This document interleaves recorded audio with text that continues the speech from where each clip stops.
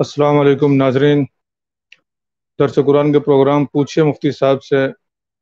इस प्रोग्राम में आपका मेज़बान अब्दुल खालिक हाजिर है। जिस तरह का आपको मालूम है कि इस प्रोग्राम में हम अपने मेहमानों से सवालात पूछते हैं, तो आज भी हम इसी तरह सवालात की नशिस्त रखेंगे। और इससे पहले कि हम अपने मेहमान हज़रत मौलाना मुफ्ती मोहम्मद साहब की तरफ आगे बढ़ें, तो आपसे गुजारिश है कि आप लोग भी अपने सवालात इस लाइव प्रोग्राम में शामिल कर सकते हैं कमेंट सेक्शन में, इसी तरह इनबॉक्स में भी। और यही स्ट्रीमिंग यूट्यूब पे भी चल रही है, तो वहाँ भी आप लाइव कमेंट में अपने सवालात भेज सकते हैं। अस्सलाम वालेकुम मुफ्ती साहब। वालेकुम अस्सलाम वरहमतुल्लाहि वबरकातुह। कैसे हैं मुफ्ती साहब? अल्लाह का करम, अल्हम्दुलिल्लाह। आप कैसे हैं? ठीक है, अल्लाह का शुक्र, अल्हम्दुलिल्लाह। बारिशों की वजह से कुछ इंटरनेट के इशू चल रहे थे, तो जिसकी वजह से कभी हाजिर होते थे कभी नहीं। अभी तक भी हम्म, बारिश के असरात मौजूद हैं। जी हाँ। जी, ये एक सवाल है। मोहम्मद मोहम्मद खान साहब पूछते हैं कि क्या वीडियो बनवाना सही है? क्या मुफ्ती साहब आपको औरतें देख सकती हैं? कल एक चीज़ हराम होती है तो वो आज वो सही हो जाती है। जी, बिस्मिल्लाहिर्रहमानिर्रहीम, नहमदुहु व नुसल्ली अला रसूलिहिल करीम, अम्मा बाद। वीडियो बनवाना जायज़ है या नहीं है, इसमें उलमाए कराम की दो आरा हैं। बाज़ उलमाए कराम कहते हैं कि जैसे प्रिंट तस्वीर हराम है, उसका बनाना रखना, और बाज़ के नज़दीक उसका देखना भी जायज़ नहीं है। बिल्कुल इसी तरह जो मुतहर्रिक तस्वीर है, वीडियो की शक्ल में है, उसको भी बनाना, रखना, देखना जायज़ नहीं है। ये एक मौक़िफ़ है। और दूसरा मौक़िफ़ जो इस वक्त दुनिया के ज़्यादातर उलमा का है, वो ये है कि ये जो वीडियो तस्वीर है, ये तस्वीर हराम के हुक्म में नहीं है। और इसको अगर फ़नी तौर पर थोड़ा-सा वज़ाहत से बयान किया जाए, तो वो ये है कि जो स्क्रीन पर हमें तस्वीर नज़र आ रही होती है, वो कोई तस्वीर ऐसी किसी चीज़ पर ज़ब्त-शुदा नहीं होती, जैसे कागज़ पर या कपड़े पर कोई प्रिंट तस्वीर होती है, ये उस तरह की तस्वीर नहीं होती। बल्कि वो पीछे से बरक़ी ज़र्रात आते हैं, जो स्क्रीन पर नमूदार होते हैं, और आते ही मिट जाते हैं और उनकी जगह नए बरक़ी ज़र्रात आते हैं। तो ये अमल इतनी तेजी से मुसलसल हो रहा होता है कि आँख उसका इदराक नहीं कर सकती। आँख अगर 1 सेकंड में कोई चीज़ 16 मर्तबा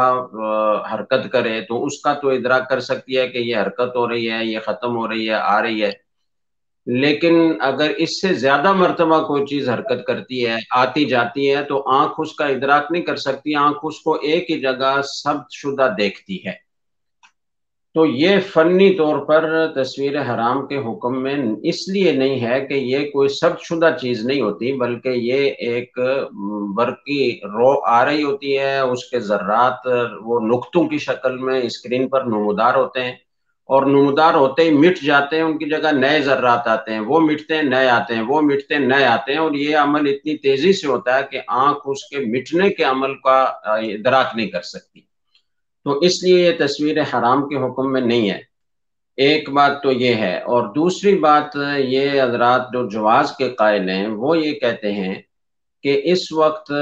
जो फ़ितने हैं, जो गुमराहियाँ हैं, जो दीन इस्लाम के खिलाफ प्रोपेगंडा है, जो उसके खिलाफ पूरी एक मुहिम है,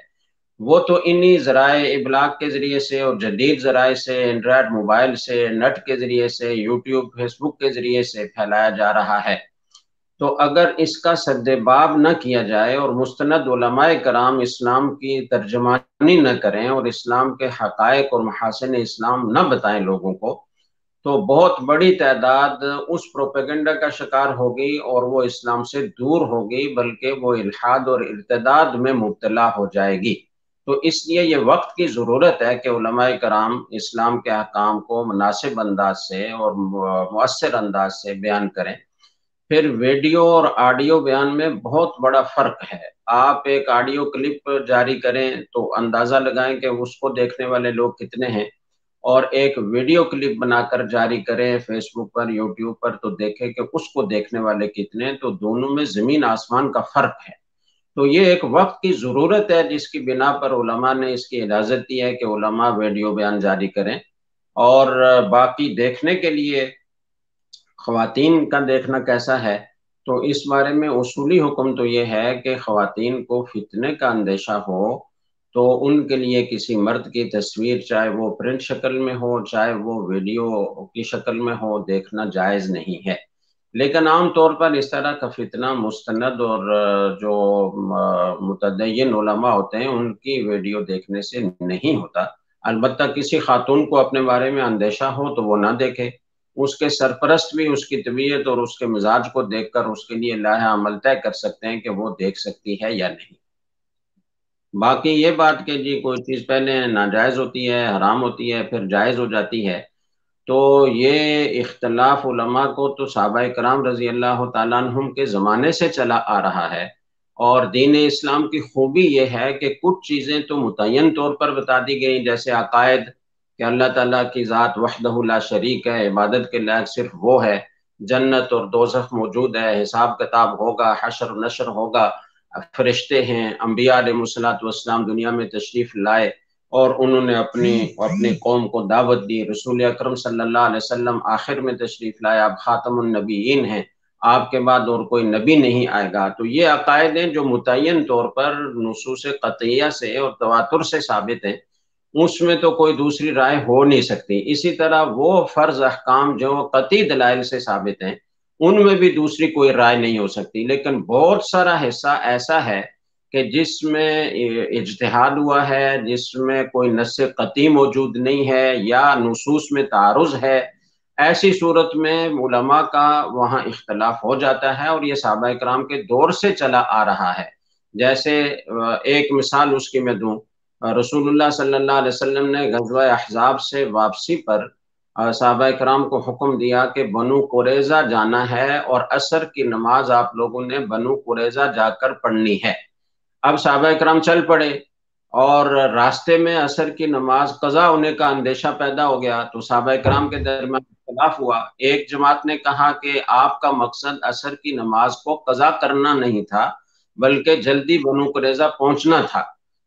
اس لیے ہمیں نماز پڑھنی چاہیے، اپنے وقت پر وقت نکلا جا رہا ہے۔ اور دوسری جماعت نے کہا کہ نہیں، آپ نے تو یہ فرمایا تھا کہ لا یصلین احدکم الا فی بنی قریظہ، تم میں سے کوئی نماز نہ پڑھے مگر بنو قریظہ جا کر پڑھے۔ تو اب اگر قضا ہوتی ہے تو ہوتی رہے، ہمیں تو بنو قریظہ جا کر نماز پڑھنی ہے۔ چنانچہ ہر ایک نے اپنی رائے پر عمل کیا۔ آپ صلی اللہ علیہ وسلم کو جب اس پورے واقعے کی اطلاع دی گئی تو آپ نے کسی ایک کی ملامت نہیں کی، دونوں کی تصویب فرمائی کہ تم نے ٹھیک کیا۔ ایک نے جس نے کہا تھا کہ اسی طرح کا ایک اور واقعہ ہے کہ سفر میں صحابہ کرام رضی اللہ تعالیٰ عنہم میں سے دو حضرات تھے، تو راستے میں پانی نہیں تھا اور انہوں نے تیمم کر کے نماز پڑھی۔ تیمم کرنے کے بعد اور نماز پڑھنے کے بعد آگے چل کر تو وقت کے اندر اندر پانی مل گیا، تو ایک نے کہا کہ اب پانی مل گیا تو وہ تیمم والی نماز تو معتبر نہیں ہوئی، اب وضو کر کے ہمیں دوبارہ نماز پڑھنی چاہیے۔ چنانچہ انہوں نے وضو کیا، دوبارہ نماز پڑھی۔ دوسرے صحابی نے کہا کہ ہم نے پانی نہ ملنے کی وجہ سے تیمم کر کے نماز پڑھی تھی تو وہ ہو گئی، اب دہرانے کی ضرورت نہیں ہے۔ آپ صلی اللہ علیہ وسلم کو جب یہ واقعہ بتایا گیا تو آپ نے جنہوں نے تیمم کر کے نماز پڑھی تھی اور دہرائی نہیں پانی ملنے پر، تو ان کو فرمایا کہ اصبت السنہ، آپ نے سنت پر عمل کیا، آپ نے درست عمل کیا۔ اور دوسرے جنہوں نے وضو کر کے نماز کا اعادہ کر لیا تھا، نماز دہرا لی تھی، ان کو فرمایا کہ لکل اجر مرتین، کہ آپ کے لیے دوہرا اجر ہے۔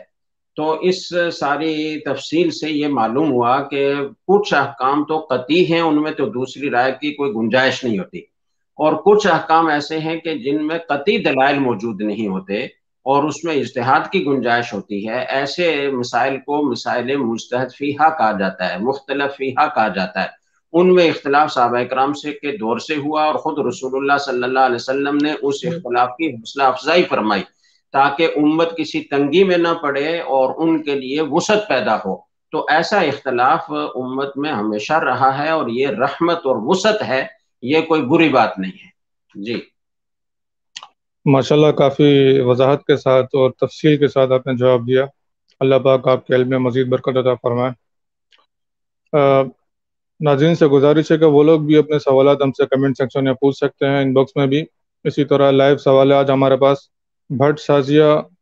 سری نگر کشمیر سے پوچھتی ہے، کیا عورت کا جاب کرنا جائز ہے؟ دیکھیں، عورت کا نان نفقہ جب تک وہ والدین کی کفالت میں ہوتی ہے تو ان کے ذمہ ہوتا ہے، اور جب اس کی شادی ہو جاتی ہے تو اس کا نان نفقہ، اس کے تمام ضروری اخراجات وہ شوہر کے ذمہ ہوتے ہیں۔ اس لیے عام حالات میں عورت کو جاب نہیں کرنی چاہیے، بلکہ اپنے امور خانہ داری میں مشغول لینا چاہیے اور اپنے بچوں کی اچھی تعلیم و تربیت کا اہتمام کرنا چاہیے۔ لیکن بعض اوقات یہ ہوتا ہے کہ کسی خاتون کے لیے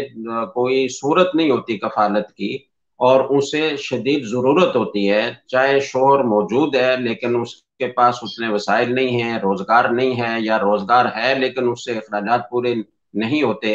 اور مجبوری ہے کہ ضروری اخراجات کے لیے بھی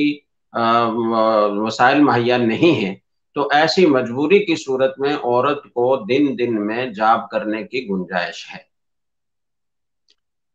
جی، یہ ایک سوال ہمارے ساتھ بات لائیو اور اسٹریم پر۔ ایک بات اور بھی ہے، وہ یہ کہ مجبوری کوئی نہیں ہے، لیکن بعض شعبے ایسے ہیں کہ اس میں خواتین کے نہ ہونے سے خود معاشرے کی خواتین کو بہت زیادہ دقت پیش آئے گی۔ مثال کے طور پر میڈیکل کا شعبہ ہے، اب اگر اس میں کوئی لیڈی ڈاکٹر نہ ہو تو ظاہر ہے کہ ساری خواتین کو مردوں کو دکھانا پڑے گا، اور بعض اوقات بیماریاں ایسی ہوتی ہیں کہ اعضائے مستورہ کو دیکھنے کی ضرورت پیش آتی ہے، آپریشن کی ضرورت پیش آتی ہے، بعض ٹیسٹوں کی ضرورت پیش آتی ہے جس میں انسانی ہاتھ کا عمل دخل ہوتا ہے۔ تو ایسی صورت میں اگر ہم یہ کہیں کہ عورت کے لیے کسی طرح بھی ڈاکٹر بن کر جاب کرنا جائز نہیں ہے یا اپنی پریکٹس کرنا جائز نہیں ہے، تو یہ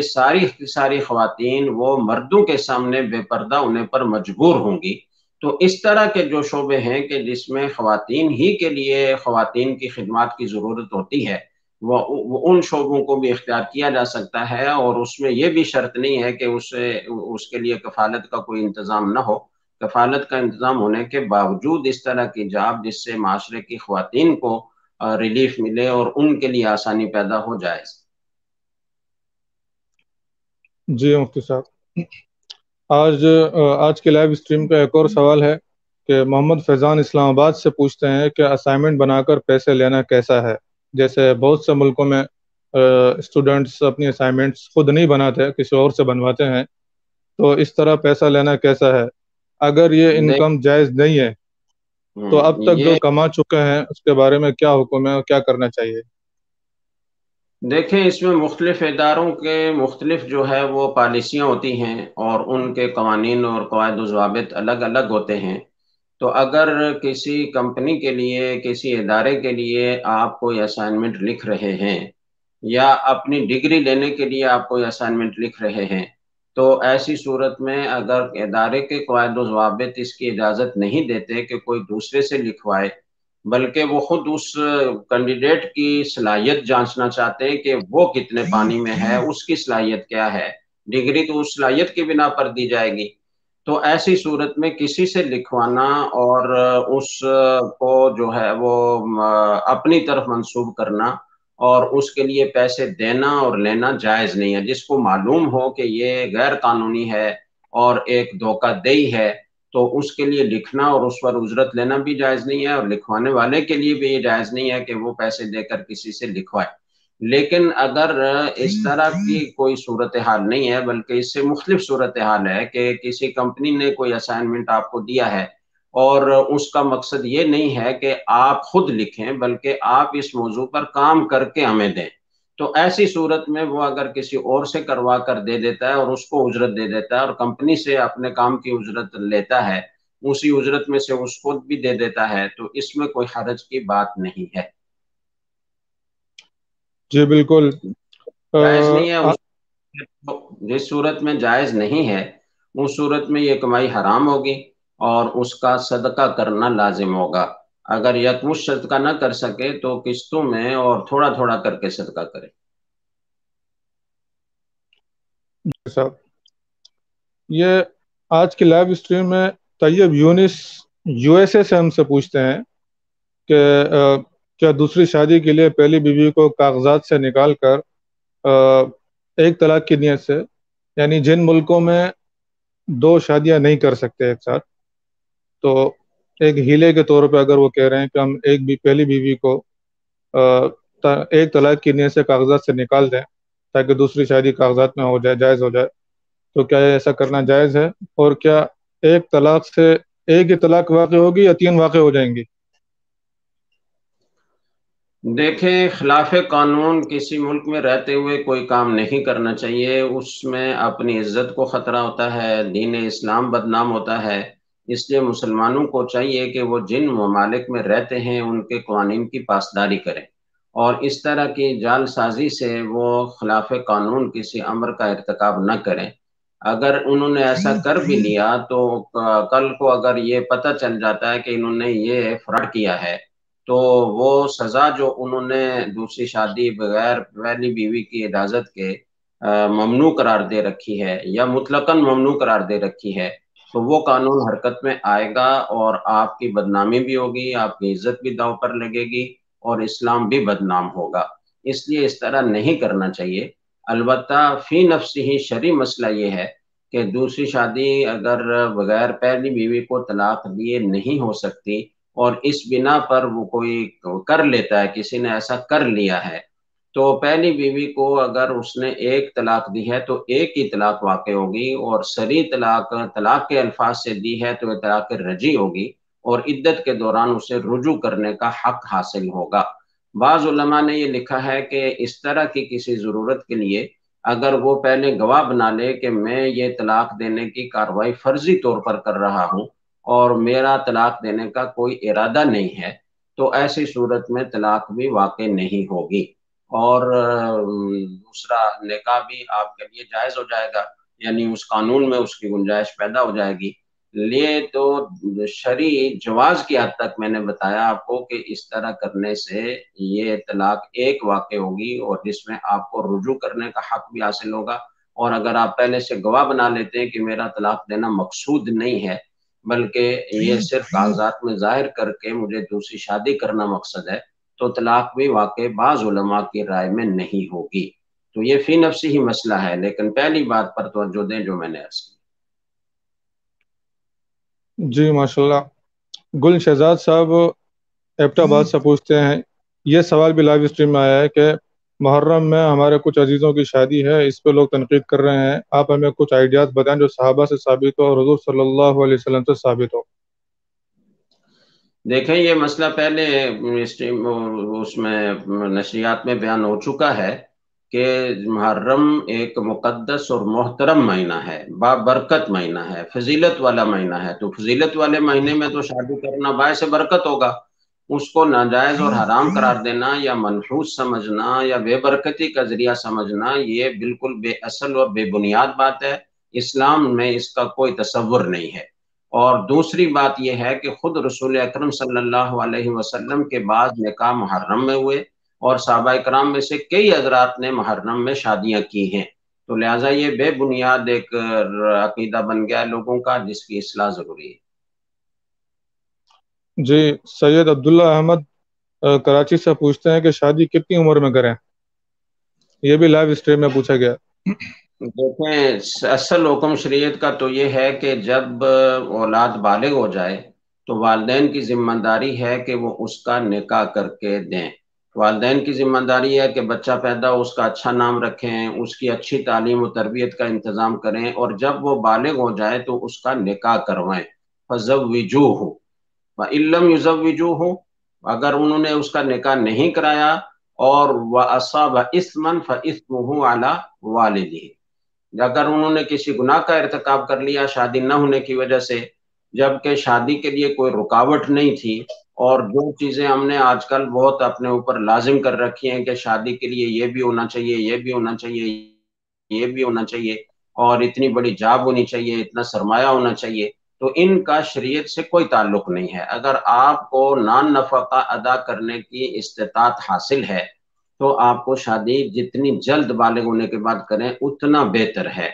لیکن بعض اوقات یہ ہوتا ہے کہ 15-16 سال کی عمر میں بچہ بالکل ان میچور ہوتا ہے، اور اس کی شادی کرا دی جائے تو بعض اوقات وہ بہت سارے مسائل پیدا ہو جاتے ہیں، اور پورے معاشرے میں ایک میرا روی، یا آپ یہ کہیے کہ ناتجربہ کاری کی وجہ سے ایسے حالات پیدا ہو جاتے ہیں کہ پھر اس حکم شرعی کا لوگ مذاق اڑانے لگتے ہیں، یا یہ کہ ان کا ایمان متزلزل ہوتا ہے۔ تو اس لیے لڑکے لڑکے اور لڑکی لڑکی پر بھی اس کا دار و مدار ہے کہ ان کی سمجھ بوجھ، ان کا شعور کتنا ہے۔ اگر فوراً بالغ ہونے کے بعد وہ اس قابل نہیں ہے کہ اپنا گھر سنبھال سکیں، اپنے بیوی کو سنبھال سکیں، بچوں کو سنبھال سکیں، تو مناسب انتظار کیا جا سکتا ہے، 18 سال تک لے جا سکتے ہیں، 20 تک لے جا سکتے ہیں، لیکن اس سے زیادہ تاخیر اپنے اختیار سے نہیں کرنی چاہیے۔ جی، یہ ایک سوال ہے کہ جمال احمد راولپنڈی سے پوچھتے ہیں کہ قربانی کا گوشت محرم سے پہلے ختم کرنا ضروری ہوتا ہے؟ نہیں، کوئی ضروری نہیں ہوتا، جب تک آپ کا دل چاہے کھا سکتے ہیں، البتہ طبی لحاظ سے دیکھ لیں کہ کتنا عرصہ ذخیرہ کیا جا سکتا ہے گوشت کو، اور وہ کب صحت کے لیے مضر ہو جاتا ہے، اس سے پہلے پہلے ختم کر لیں۔ جی بالکل، یہی گل شہزاد صاحب ایبٹ آباد سے پوچھتے ہیں کہ عقیقے کا گوشت اس کے چاول پکا کر لوگوں میں تقسیم کرنا یہ بہتر طریقہ ہے یا کوئی اور بہتر طریقہ ہے؟ دیکھیں، بہتر طریقہ تو یہ ہے کہ آپ کچا گوشت لوگوں کو دے دیں تاکہ وہ اپنے ذوق کے مطابق اسے بنا کر کھا لیں، اور ہر گھر میں اتنا دیں کہ وہ گھر کے افراد کے لیے پورا ہو سکے۔ چاول بنا کر یا بریانی بنا کر دینا یہ اس لیے زیادہ بہتر نہیں ہے، جائز تو ہے لیکن بہتر اس لیے نہیں ہے کہ ہو سکتا ہے کہ جن کو آپ دے رہے ہوں اس میں ایسے مریض لوگ موجود ہوں جو چاول نہ کھاتے ہوں، جو بریانی نہ کھا سکتے ہوں، تو اس لیے لوگوں کو کچا گوشت دینا چاہیے، وہ اپنے ذوق کے مطابق پکا کر کھا لیں۔ جی، عبدالرزاق صاحب یہ انڈیا سے پوچھتے ہیں کیا فجر کی فرض نماز کی جماعت شروع ہونے کے بعد سنت پڑھنا چاہیے؟ جی، سنت پڑھنا چاہیے، چونکہ فجر کی سنتوں کی بہت زیادہ تاکید ہے، اور صحابہ کرام رضی اللہ تعالیٰ عنہم سے، کئی صحابہ کرام سے یہ منقول ہے کہ جماعت کھڑی ہوتی تھی اور وہ سواری کے پیچھے، یعنی ستون کے پیچھے، کسی دیوار کے پیچھے سنتیں فجر کی پڑھا کرتے تھے۔ تو جس حال میں نماز ہو رہی ہے وہاں پڑھنا تو مکروہ ہے، اور جتنا جماعت کے قریب ہوں گے اتنی کراہت شدید ہوتی جائے گی، اس لیے برآمدے میں پڑھیں، صحن میں پڑھیں، کسی ستون کے پیچھے پڑھیں۔ سب سے بہتر طریقہ یہ ہے کہ قیام جماعت کا وقت تو معلوم ہوتا ہے، تو اگر آپ کو تاخیر ہو گئی ہے تو آپ سنت فجر کی گھر سے پڑھ کر آئیں اور آ کر جماعت میں شریک ہو جائیں۔ سجاد صاحب سعودی عرب ریاض سے پوچھتے ہیں کہ شرط لگانا کیسا ہے؟ جیت یا ہار کی صورت میں کھانا کھلانا یا کیش دینا یا کوئی اور کام کرنا کیسا ہے؟ جائز نہیں ہے، دونوں ٹیموں کو اگر انعام کے طور پر کچھ دیا جائے تو اس کی تو گنجائش ہے، لیکن باقاعدہ شرط کر کے اس طرح کرنا ٹھیک نہیں۔ جی، آصفہ سلطانہ پوچھتی ہیں کہ عقیقہ بیل میں حصہ ڈال کر کیا جا سکتا ہے؟ میں نے پڑھا ہے کہ لڑکے کے عقیقے میں 2 سر قربان کرنے ہوتے ہیں، 2 سر۔ دیکھیں، وہ 2 سر جب بڑے جانور میں حصہ لیا جاتا ہے تو جیسے قربانی میں اگر کوئی بکرا یا بکری ذبح کرتا ہے یا دمبا ذبح کرتا ہے تو وہ 1 سر قربان کرتا ہے، تو اسی سر کے قائم مقام بڑے جانور میں 7 آدمیوں کا حصہ، ایک ایک حصہ ہوتا ہے۔ تو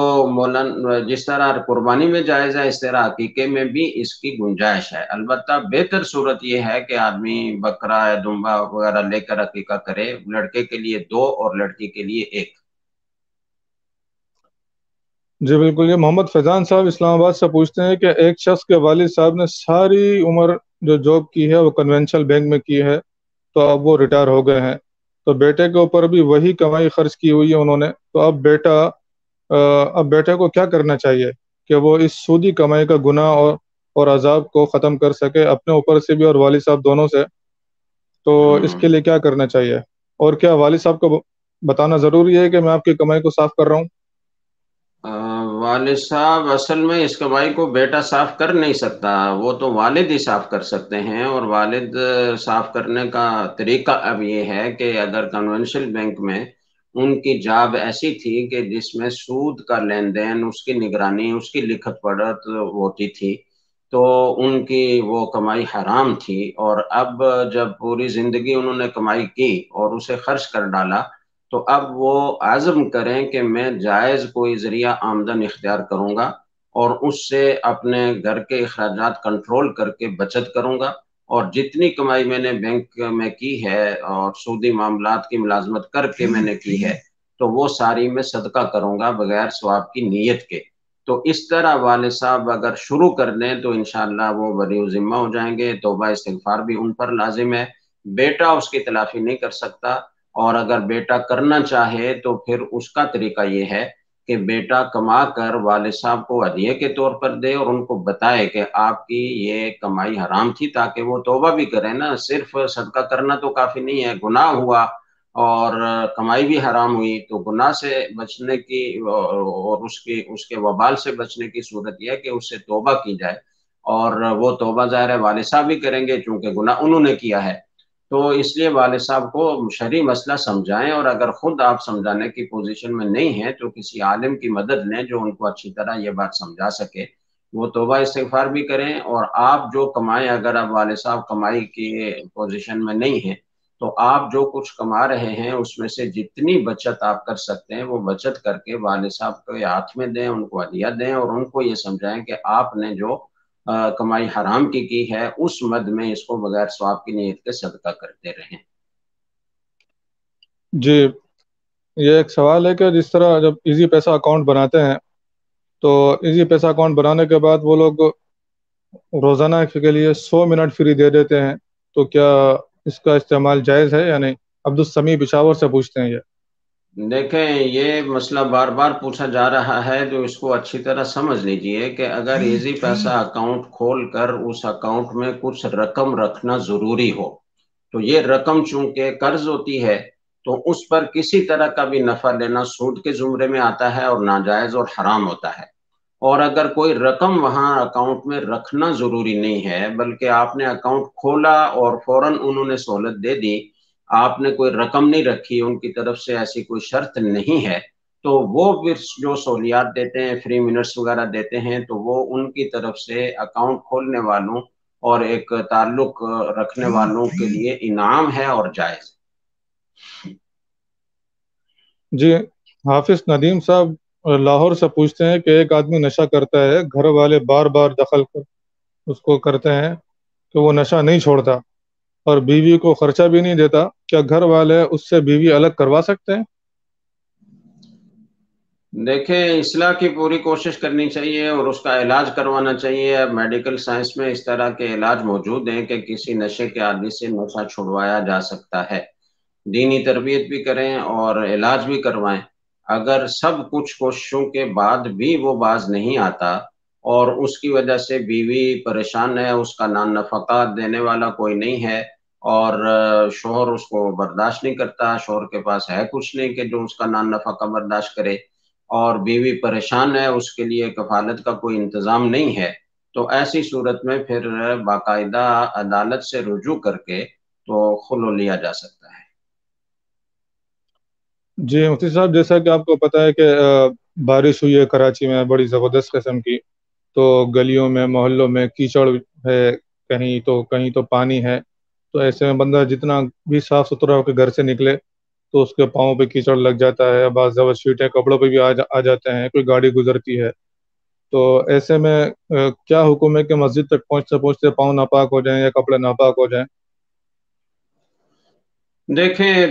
اس بارے میں دو باتیں عرض کروں گا۔ ایک تو مسئلہ جو آپ نے پوچھا ہے یہ بتاؤں گا، اور دوسرا ایسے حالات میں پورے معاشرے کو کیا کرنا چاہیے۔ تو پہلی بات، جو مسئلہ آپ نے پوچھا ہے وہ اس سے متعلق ہے، تو عام طور پر جو سڑکوں کا کیچڑ ہوتا ہے وہ ناپاک نہیں ہوتا، البتہ کسی جگہ اگر گٹر ابل رہا ہے اور نظر آ رہا ہے کہ یہ گٹر کا پانی ہے تو پھر وہ ناپاک ہوگا، اور وہ کپڑوں پر یا بدن پر جہاں بھی لگے گا وہ ناپاک ہو جائیں گے۔ لیکن اگر پانی جیسے تیز بارش پچھلے دنوں میں ہو رہی تھی اور پانی جاری تھا، جیسے کوئی نالا بہ رہا ہو، تو اس طرح کا جاری پانی، اگرچہ اس میں کچھ ناپاک پانی بھی شامل ہو لیکن زیادہ تر پانی بارش کا تھا، تو اس لیے اس طرح کا جاری پانی ناپاک نہیں ہوتا. وہ اگر کپڑوں پر لگ جائے یا بدن پر لگ جائے تو وہ ناپاک نہیں ہوتے. یہ تو مسئلہ تھا اور جو آپ نے پوچھا. دوسری بات جو میں کہنا چاہتا ہوں وہ یہ ہے کہ یہ اللہ تعالیٰ کی طرف سے ایک عذاب کی شکل ہے. اللہ نے تو بارش کو رحمت بنایا تھا اور وہ رحمت ہی ہے، لیکن ہم نے اپنی بد انتظامیوں کی وجہ سے اپنے لیے اس کو عذاب بنا دیا ہے. تو اس بارے میں ایک تو حکومت کی ذمہ داری ہے کہ وہ اپنے فرائض پورے کرے اور عوام کو اس مشکل سے بچانے کے لیے جو بھی اقدامات ضروری ہیں وہ کرے. دوسری ذمہ داری، چونکہ حکومت بھی اس وقت اس پوزیشن میں نہیں ہے کہ وہ سب لوگوں تک پہنچ سکے اور ان کی مشکلات کو دور کر سکے. حکومت کی اپنی بد انتظامیوں کی وجہ سے ڈھانچہ ہی سارا تباہ و برباد ہے، تو یہ توقع نہیں کی جا سکتی کہ حکومت سب لوگوں کو سہولت فراہم کر سکے گی اور ان کو اس مشکل سے نکال سکے گی. ایسی صورت میں معاشرے کے سارے افراد پر لازم ہے کہ وہ مل جل کر اس مشکل سے میں ایک دوسرے کی مدد کریں، اور جو لوگ دوسروں کی مدد کے لیے جو بھی صورت اختیار کر سکتے ہیں، جہاں کھانے کی ضرورت ہے وہاں کھانا پہنچائیں، جہاں پانی کی ضرورت ہے وہاں پانی پہنچائیں، جہاں لوگوں کو وہاں سے نکالنے کی ضرورت ہے ان کو وہاں سے نکالنے میں مدد کریں. جیسے آرمی اور نیوی کے جوان لگے ہوئے ہیں، رینجرز کے جوان لگے ہوئے ہیں اور لوگوں کو نکال رہے ہیں، تو ایسے ہی بہت ساری تنظیموں کے نوجوان بھی لگے ہوئے ہیں اور وہ بھی اپنی وسعت کے مطابق کوشش کر رہے ہیں. ان کو اور زیادہ بڑھ چڑھ کر اس میں حصہ لینا چاہیے، اور وہ افراد جو کسی تنظیم کے کا حصہ نہیں ہیں ان کو بھی آگے بڑھ کر اس موقع پر لوگوں کے ساتھ تعاون کرنا چاہیے اور ان کی مشکلات کو آسان کرنے کے لیے اپنا کردار ادا کرنا چاہیے. یہ وقت ایسا ہے کہ ہمیں اجتماعی طور پر سب کو مل جل کر اس مشکل وقت سے نکلنا ہے. ایک کام تو یہ ہے، اور دوسرا کام یہ ہے کہ اللہ تعالیٰ کی طرف رجوع کرنا، توبہ استغفار کرنا، اللہ تعالیٰ سے مدد طلب کرنا، یہ ہماری ذمہ داری ہے. رسول اکرم صلی اللہ علیہ وسلم جب زیادہ بارش ہو جائے اور زیادہ آندھی اور طوفان ہو تو آپ نے جو دعائیں تلقین فرمائی ہیں ان کا اہتمام کرنا چاہیے. اللہم لا تقتلنا بغضبک ولا تہلکنا بعذابک وعافنا قبل ذلک. اسی طرح جب بہت زیادہ بارش ہو تو اس وقت اور تباہی ہو رہی ہو اسے، تو اس وقت اللہم حوالینا لا علینا، اللہم علی الاکام والضراب وبطون الاودیۃ ومنابت الشجر، یہ دعا مانگنی چاہیے. اللہم صیبا نافعا غیر ضار، اللہم سقیا رحمہ لا سقیا عذاب، یہ دعائیں مانگنے کا اہتمام کرنا چاہیے. اس کے علاوہ لا الہ الا انت سبحانک انی کنت من الظالمین، مصیبت سے اور غم اور پریشانی سے بچنے کے لیے یہ بھی بہت ہی مجرب عمل ہے. حضرت یونس علیہ السلام نے مچھلی کے پیٹ میں یہ وظیفہ پڑھا تھا، اللہ تعالیٰ نے اس کی برکت سے ان کو نجات عطا فرمائی. وَكَذَلِكَ نُنْجِ الْمُؤْمِنِينَ، اور اللہ نے فرمایا کہ اسی طرح مومنین کو مشکلات سے بچاتے ہیں اور نجات دیتے ہیں. تو جو بھی اس کا اہتمام کرے گا انشاءاللہ وہ مشکل سے نکلے گا. تو ان دعاؤں کا بھی اہتمام کرنا چاہیے، سبحان اللہ و بحمدہ، اور سبحان اللہ والحمد للہ لا الہ الا اللہ واللہ اکبر، اور درود شریف، وہ بھی غموں اور پریشانیوں سے بچنے کے لیے بہت مجرب ہے. اور بعض روایات میں آتا ہے کہ جب آپ درود شریف کا اہتمام زیادہ کریں گے تو آپ کا غم بھی دور ہوں گے اور آپ کے گناہ بھی معاف ہوں گے. تو اس لیے ان چیزوں کا اہتمام کرنے کی ضرورت ہے. یہ ہمارے گناہوں کی سزا ہے جو ہم بھگت رہے ہیں، اور ہماری جو بد انتظامی ہے، کرپشن ہے، جو ہم نے اپنے ملک کے ساتھ غداری کی ہے، یہ اس کا وبال ہے جو پوری قوم بھگت رہی ہے. ہر آدمی اپنے گریبان میں جھانک کر اپنے اعمال کا محاسبہ کرے اور گناہوں سے سچی توبہ کرے، رجوع اللہ کا اہتمام کرے اور اللہ سے مدد طلب کرے. جزاک اللہ مفتی صاحب، وقت دینے کے لیے شکریہ. درسقرآن.com کے لیے انشاءاللہ اگلے پروگرام میں اگلے نشست میں حاضر ہوں گے. جزاکم اللہ، اکرمکم اللہ. السلام علیکم ورحمۃ اللہ. وعلیکم السلام ورحمۃ اللہ وبرکاتہ. جی ناظرین، آج کا پروگرام میں ہمارے ساتھ موجود تھے مفتی محمد صاحب. جیسا کہ آپ کو پتہ ہے کہ ہم آپ کے سوالات مفتی صاحب کے سامنے پیش کرتے ہیں، آپ کے سوالات کے جوابات دیتے ہیں. تو اسی طرح جن لوگوں کے سوالات رہ گئے ہیں لائیو اسٹریم میں جنہوں نے پوچھا، تو انشاءاللہ تعالی ہم ان کے سوالات جمعہ والے دن مفتی عبد المنان صاحب ہمارے ساتھ ہوں گے دارالعلوم کراچی سے، تو ہم ان کے سوالات اس پروگرام میں شامل کر لیں گے انشاءاللہ تعالی۔ اب یہ کچھ کی نوٹس ہیں درس قرآن کے لائک کرنے اور سبسکرائب کرنے کے بارے میں، کہ کچھ اس طرح کی سیٹنگ ہیں جس کی وجہ سے ہم درس قرآن کی نیوز فیڈ سے محروم ہیں، کہ درسقرآن.com کے فیس بک پیج پر دنیا بھر سے ہونے والے پروگرام میں دلچسپی لینے والے تمام کے تمام نئے اور پرانے ساتھیوں کو جنہوں نے درسقرآن.com کے پیجز لائک کر رہے ہیں یا پہلے سے کیا ہوا ہے، انہیں نیوز فیڈ بالکل نہیں ملتی ہے۔ اس کے لیے مہربانی فرما کر ان ہدایات پر ضرور عمل کریں۔ اس کے بغیر آپ درسقرآن.com کی قیمتی ویڈیوز، دنیا بھر سے لائیو پروگرام اور شارٹ کلپ سے محروم رہیں گے۔ لائیو پروگرام دیکھنے کے لیے ہمارے پیج کو لائک اور فالو کر کے ویڈیوز اور لائیو ویڈیوز پر ہائی لائٹ کے بٹن کو دبا کر آل نوٹیفیکیشن کو کلک کریں۔ یاد رہے کہ مندرجہ بالا ہدایت پر پوری طرح عمل نہ کر کے اور صرف لائک فالو کر کے آپ درسقرآن.com کے فیس بک پیج کی کوئی ایک بھی نوٹیفیکیشن اپنے نیوز فیڈ میں حاصل نہیں کر پا رہے ہیں اور آپ درسقرآن.com کے قیمتی ویڈیوز سے محروم ہیں۔ تو جو سیٹنگ بتائی گئی ہے برائے مہربانی ان سیٹنگ کو آپ لوگ ضرور فالو کریں۔ انشاءاللہ تعالی ساری کی ساری ویڈیوز آپ تک پہنچیں گی، اس کو بالکل بھی اگنور نہ کریں اور ضرور اس سیٹنگ کو آپ لوگ فالو کریں۔ ملتے ہیں آپ سے نئے پروگرام میں انشاءاللہ، جب تک کے لیے آپ سے اجازت چاہتے ہیں۔ السلام علیکم ورحمۃ اللہ وبرکاتہ۔